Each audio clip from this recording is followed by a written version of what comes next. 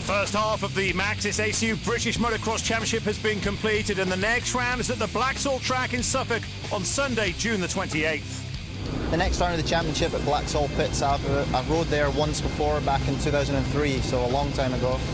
But they put on a great event down there. It's a new track for the series, and yeah, just everyone's looking forward to it. So same old story, get out of the trap, 3 starts, no mistakes, stay on 2 wheels and bring the red plate home. The action starts at 9 AM with the qualifying sessions, and the first of the main races off the line at midday.